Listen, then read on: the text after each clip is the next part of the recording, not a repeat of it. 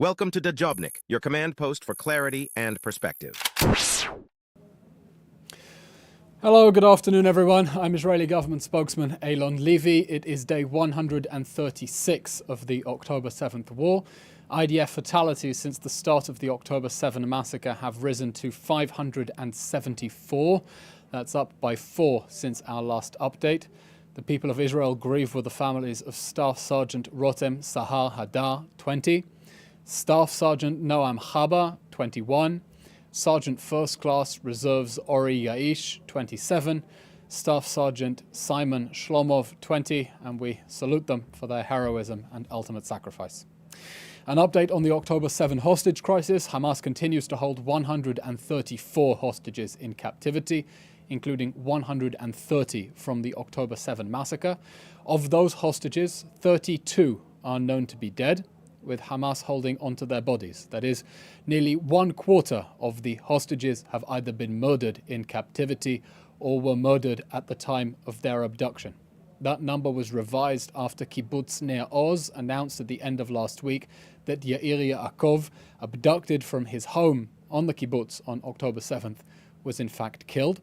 He is survived by his partner Merav and teenage sons Or and Yagil, who were also abducted on October 7th and were mercifully released during the last hostage release pause in November.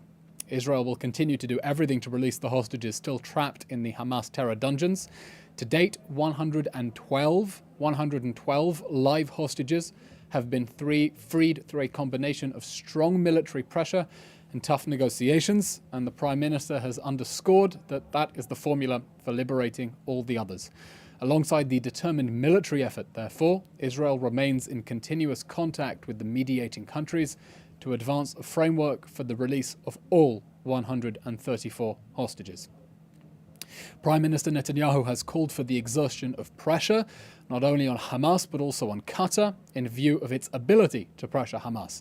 As the host country of Hamas's international leadership, and in light of Hamas's financial dependence on Qatar, Doha can press Hamas as no one else can, and we call on the international community to press Qatar to press Hamas so that we can bring back all of the hostages home now. An update on the IDF's activities against the Hamas terror infrastructure in the Nasser hospital in Khan Yunis. Over the past week, the IDF has been conducting a precise and targeted operation against Hamas in the Nasser hospital in Khan Yunis. It's done so on the basis of concrete intelligence about Hamas terrorists operating from inside and around the hospital, of course, in flagrant violation of international law. Hamas, we believe, has been using that hospital to hold hostages and potentially their bodies, and also previously as a base for rocket attacks. Before the start of this precise operation, given the sensitivity, the IDF took 3 actions in pursuance with its obligations under international law and, important to stress, going well beyond those legal obligations. 1. On February 13th, the IDF conveyed a formal demand to the Hamas Health Ministry in Gaza that Hamas cease military activity in the hospital immediately and that its military operatives leave the hospital. It warned that if that demand were ignored, it would reserve the right to act against these violations in accordance with international law. 2. The IDF facilitated evacuations of civilians seeking shelter from the hospital, securing humanitarian corridors out of the hospital. It made clear there is no order for patients or staff to evacuate the hospital, on the contrary, but uninvolved civilians should evacuate this Hamas stronghold for their own safety, so Hamas cannot use them as human shields. And 3, critically, the IDF ensured that the Nasser hospital remain operational throughout the mission, and therefore coordinated the transfer of medical equipment and supplies, including oxygen tanks and fuel for electricity, at the request of the hospital. Throughout all this, the IDF and Israel's leadership have been clear. We seek no harm to innocent civilians. We seek only to bring our hostages and bring them home. We seek to hunt down Hamas terrorists wherever they may be hiding. During the operation, the IDF arrested hundreds of suspected terrorists, including some posing as medical staff, and over 20 individuals who participated in the October 7 massacre. We have already released some of their names and identities. Following interrogations, we can confirm that hostages were indeed held at the Nasser hospital, and we have information that bodies of murdered hostages were held there too. Troops scouring the hospital found large quantities of Hamas weapons inside, including mortar shells, grenades and AK-47s, as well as a vehicle used in the October 7 massacre itself. Shockingly, troops also found boxes of medicine designated for Israeli hostages, still sealed. Together with knowledge that neither of the hostages freed in last week's rescue mission received the medications earmarked for them, we have of course strong grounds to suspect that Hamas never delivered any of those medicines to the hostages. Throughout the targeted operation against Hamas in the Nasser hospital, IDF troops were instructed to ensure the continuous functioning of the hospital, and we continue to facilitate the provision of humanitarian aid to patients. That humanitarian aid includes a tanker of 24,500 litres of diesel fuel, hundreds of water bottles, hundreds of battle rations, hundreds of loaves of bread, 100 units of baby food, and medicines donated by the World Health Organization despite its continued cover-up of Hamas's abuse of the hospital. On Friday, Israeli troops worked to repair the hospital's generator following a malfunction, while Shayetet 13 Special Forces brought a replacement generator to the hospital, while also supplying food for infants and water to the hospitals, in addition to those 24,500 litres of diesel fuel to maintain hospital activity. This comes in the context, of course, of Hamas's long-standing and documented strategy of exploiting hospitals for military purposes, as we've seen across the Gaza Strip, and those tunnels under the Shifa hospital, of course, only the most egregious example. Our intelligence indicates over 85% of major medical facilities in Gaza have been abused by Hamas for terror operations. Unfortunately, Hamas is committing these abuses knowing that the Red Cross and World Health Organization will turn a blind eye, given the shameful lack of donor state demands for accountability, negligence that has risked and potentially cost lives. We hear from international agencies that hospitals must be protected, of course, so an important reminder on what international law actually says. International law is clear that under no circumstances may hospitals be used to shield military operations. None. Hamas knows this, and therefore it does the opposite. Article 19 of the Fourth Geneva Convention makes clear civilian hospitals may, however, lose their protections when they are used to commit acts harmful to the enemy, the wording of the Geneva Conventions, that is, military activities. Now, that protection may cease after due warning has been given, stipulating a reasonable time limit, and after such warning has remained unheeded. That is the relevant international law. Tragically, the World Health Organization continues to cover up Hamas's militarization of hospitals and to deliberately turn a blind eye as Hamas wages war out of hospitals and jeopardizes their Geneva protections. The world must condemn Hamas for its internationally unlawful military exploitation of protected facilities which has deliberately endangered civilians. International law does not grant immunity to terrorists simply because they choose to hide in the basement of a hospital, and Israel rejects all attempts to weaponize international law to attempt to give legal cover to terrorists. Terrorists around the world are no doubt taking notes to see whether the international community will give Hamas a free pass for its systematic violations of hospitals' Geneva protections. If Hamas gets away with it, the world will give direct encouragement to terrorists to replicate this strategy in other war zones, posing a clear and present threat not only to patients in those protected facilities, but also to international law and security. Now, an important update on UNRWA. Just before the weekend, Defense Minister Yoav Gallant revealed the identities and pictures of 12 UNRWA workers who actively participated in the October 7 massacre. That intelligence has, of course, been shared with allies. Anyone who has not seen those identities and names, please speak to us and we will make sure that you get that. In addition, we have significant indications that over 30 UNRWA workers participated in the massacre, facilitated the taking of hostages, and committed looting of Israeli communities. Out of 13,000 UNRWA workers in Gaza, 12%, that's 1,468, are active in Hamas and Islamic Jihad. That includes 185 UNRWA workers active in the military wing of Hamas and 51 active in the military wing of Palestinian Islamic Jihad. That is, of course, the tip of the iceberg, given what independent watchdogs have revealed about the celebration of the massacre in UNRWA teacher groups and, of course, the systematic indoctrination of Palestinian children, as foreign donor states are, of course, aware. Hamas continues to use UNRWA facilities to store weapons. base tunnel shafts, hide its fighters, and launch missiles. UNRWA is a Hamas front, and its international leadership continues to cover up Hamas's infiltration of the agency. It continues to blame Israel to cover up its own incompetence and complicity with Hamas's theft of aid.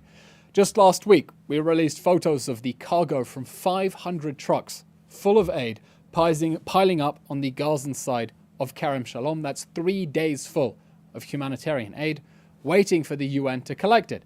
And that should put to rest the frankly ridiculous allegations that Israel is not admitting enough aid into Gaza when there is still excess capacity at the Israeli crossings and more than the UN is able to pick up on the other side. The defense minister has therefore instructed the defense establishment to begin transferring aid delivery responsibilities to other agencies and organizations which are not in cahoots with terrorists, and we urge the international community to work with us to make sure that civilians who receive aid, the civilians who need it, and make sure that terrorists cannot steal it. Finally, an update from the northern front. In the north, Hezbollah continues its aggression against Israeli communities. We saw, of course, the massive barrage of rockets at the end of last week, which killed one female soldier. The IDF continues to increase readiness in the northern arena with brigade-level exercises and preparation for combat in winter weather conditions. We repeat our warning, Hezbollah must back off, or we will have to push it away. We cannot, nor will we, accept the ongoing displacement of around 100,000 Israelis for over 4 months now and the continued shelling of their homes. The Prime Minister has been clear. This government is committed to returning citizens safely to their homes. That is the foremost obligation of the state, and this will be achieved diplomatically or militarily. And of course, we strongly prefer the diplomatic option based on UN Security Council Resolution 1701. That's it for today's update. We will, of course, take your questions. Thank you. First question from Lior Soroka, The Washington Post. How does Israel know hostages were held in Nasser Hospital? Lior, I would refer you to the video released by the IDF last week of the questioning of one of the terror suspects who was one of the suspects who was apprehended during that targeted and precise operation in the Nasser hospital, in which he spoke of around 10 hostages, to his knowledge, being held in the hospital. We have, of course, also been questioning the survivors of Hamas captivity, and that questioning has also yielded valuable information about the conditions in which hostages were held. I can refer you, if you would like, contact me later, to the specific video footage and to other remarks by IDF spokesperson Rear Admiral Daniel Hagari, who has addressed this issue specifically. Question from Jody Cohen, World is One News, India. Do you expect Ramadan to be a peaceful one in Rafah and in Jerusalem this year? We certainly very much hope that Ramadan will be peaceful, and we urge on all parties, of course, not to take advantage of what should be a religious festival, a time for families to be together, and use that to inflame religious tensions, as unfortunately we have seen in the past. We remain committed to the policy of destroying Hamas in the Gaza Strip, bringing back the hostages, and the police will, of course, be preparing in order to ensure public safety and security around the country. Question from Andrei Shirokov from the TASS news agency. Brazilian president was declared persona non grata today by the Israeli MFA. Is it an unprecedented move for Israel to declare a president of a foreign country a persona non grata? And can you please comment on the meaning of this move? That's a very good question. I'm not aware of specific precedent. I would refer your question to the Ministry of Foreign Affairs, which will be better informed than I am at present. Of course, there is nothing more disgraceful than the desecration of the memory of the 6 million Jews murdered in the hostages in an attempt to shield the perpetrators of an actual act of genocide, the Hamas death squads that burned whole families alive, incinerated them and reduced them to human ash on October 7th. We will not tolerate any world leaders trying to give Hamas political or legal cover, and we certainly will not tolerate any world leaders attempting to shield the genocidal Hamas war criminals by desecrating the memory of the 6 million Jews murdered in the Holocaust.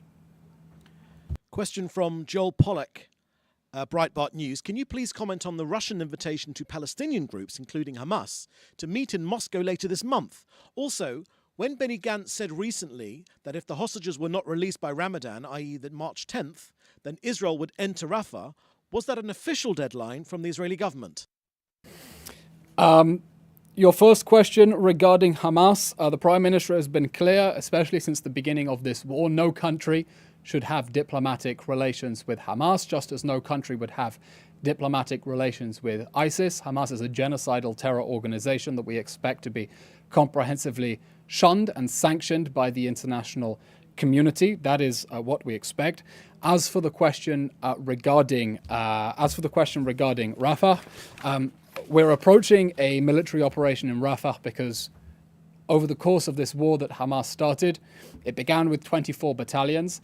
18 of those battalions have been shattered in the north. The last two, the Khan Yunis Brigade, has already been dismantled, as the defense minister said just the other day, and that leaves 4 Hamas battalions still standing inside Rafah, a remaining quarter of Hamas's army, and we are determined to continue dismantling that terror army so that it can never perpetrate atrocities like it did on October 7th or threaten the people of Israel as it has over previous 20 years of rocket fire. I'll refer you to what the Prime Minister said in his telephone conversation with our friend and ally, President Biden, as the Prime Minister said on February 17th, just 2 days ago. He reaffirmed that Israel is going to continue fighting until we achieve total victory. That includes action in Rafah, of course, after we allow civilians found in the combat zones to evacuate to safe areas. We will continue dismantling the Hamas military machine. In doing so, we will continue doing everything possible under international law to minimize harm to civilians. That includes the obligation of precaution, and we have given a lot of warning for civilians to be able to evacuate. We do not want Hamas to be able to use them as human shields. It's regrettable that instead of being housed in the humanitarian zone that we designated at the beginning of the war in al-Mawasi, these civilians were funneled into Hamas strongholds instead. And we think the international community has a very firm obligation to condemn Hamas's human shield strategy and not cooperate with it, because if it continues to insist that it is impossible to evacuate civilians from areas where terrorists are trying to use them as human shields, and then to blame Israel when civilians are hurt, despite our unprecedented measures to try to get them out of harm's way, that sends a message to terrorists, not only to Hamas, but other extremist groups around the world, that using human shields works, that it's a strategy that works, because the international community will effectively give terrorists immunity for their military assets if they pile enough civilians around them. So we want to see civilians get out of harm's way so that we can continue destroying Hamas's military infrastructure, and will of course proceed in accordance with our operational needs. Question from Hannah Julian, the Jewish press. Will the government restrict the number of Israeli Arab Muslims who can pray at the Al-Aqsa Mosque on the Temple Mount in the upcoming holiday of Ramadan? And if so, why?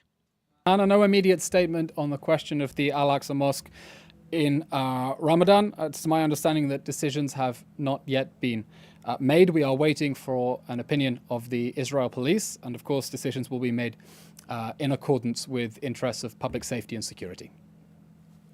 Question from Jim Williams, Zenga International News Service, Washington, D.C. This week, the US is expected to block a United Nations resolution calling for an immediate ceasefire by Israel. There is increasing pressure on the US and many other of Israel's allies to stop the war and get a hostage deal done. How long does the Prime Minister feel he can hold off the mounting pressure to strike a hostage deal? Well, of course there's pressure to try to get an immediate ceasefire that would abandon the hostages in Gaza and leave Hamas in power. Even before Israel began the response to the October 7 massacre, there were those who have been running interference for Hamas and trying to save it from the consequences of the October 7 massacre. I think it is striking and noteworthy that over 4 months after the massacre, Israel still maintains the support of its key allies to continue the job of finishing Hamas and bringing back the hostages. Not only the United States, which has stood foursquare behind us with very strong moral, military and diplomatic leadership since the start of the war, it's still the position of the British government that a permanent ceasefire is possible only after Hamas will have laid down its arms and brought back the hostages. And I note also the statement by the Prime Ministers of Australia, Canada and New Zealand from the other day that also said they want to see an end to the fighting, but that cannot be unilateral. The hostages must be released and Hamas must lay down its arms. I think there is widespread understanding within the democratic world. I'll refer you also to the statement from the European Parliament just a month ago saying, calling for a permanent ceasefire conditional on hostages being released and Hamas laying down its arms. Firm recognition across the Western and democratic world that the October 7 massacre must be followed by the return of the hostages and the destruction of Hamas and the response to the deadliest terror attack in world history after 9/11, and that armed invasion by Hamas by air, land and sea cannot be to leave that terror organization standing. And the fact that we still have that support from key allies still standing behind Israel's declared war goals is, of course, of critical importance. On the question of hostages specifically, the government remains committed to bringing back all of the hostages. Unfortunately, time has already run out for the 32 who have been killed in captivity or at the moment of their abduction. The Prime Minister has been clear. Hamas's recent response is making delusional demands. It is on the brink of total defeat and it is demanding an Israeli capitulation. That is not going to happen. The previous 112 live hostages released from the Gaza Strip got out as a result of strong Israeli military pressure and forceful action in order to rescue them and tough negotiations. That is what we are going to continue doing. That is the policy of the government so that we can bring them all home. And of course, I'll take the opportunity to restate the Prime Minister's demand from just the other day, calling on the international community to put more pressure on Qatar to pressure Hamas in view of the leverage that it has on that terror organization as the state that hosts its international presence and, of course, on which Hamas is so financially dependent. Thank you. That was the last question. Everyone, have a good day and keep safe. Thank you.